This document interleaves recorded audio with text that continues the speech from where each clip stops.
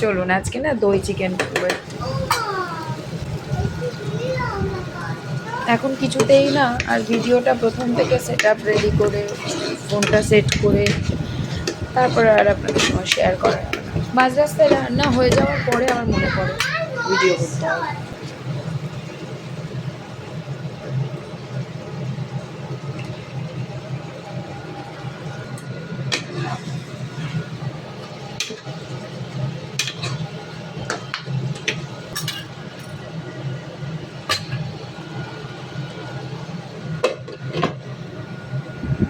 যে কোনো রান্না জানেন তো একটুখানি যদি ঢাকা চাপা দিয়ে রান্না করা যায় না, তেলটা তাড়াতাড়ি ছেড়ে যায়, বেশ অল্প সময় ওয়েল কুকড হয়ে যায় ব্যাপারটা।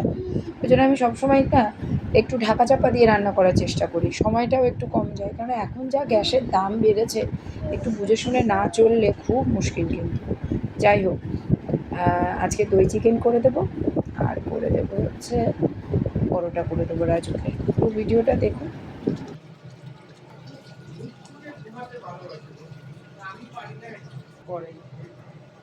আমিও পারি না।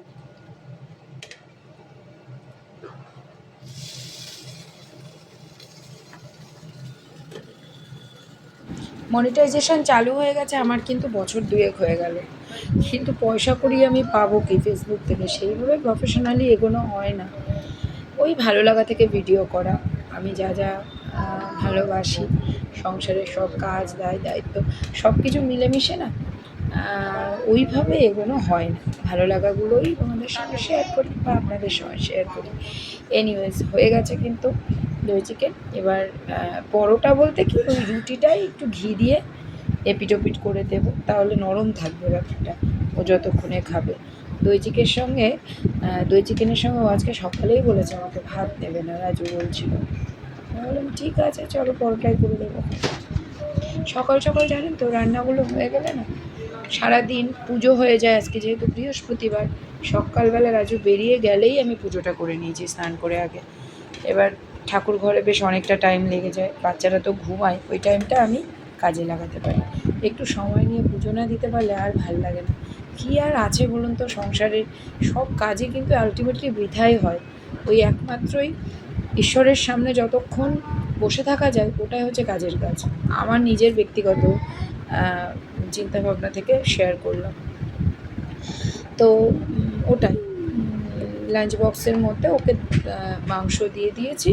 আর এই যে গ্রেভিটা না, এই যে টেক্সচারটা, এই টেক্সচারটা কিন্তু দই চিকেনে রাখতেই হবে।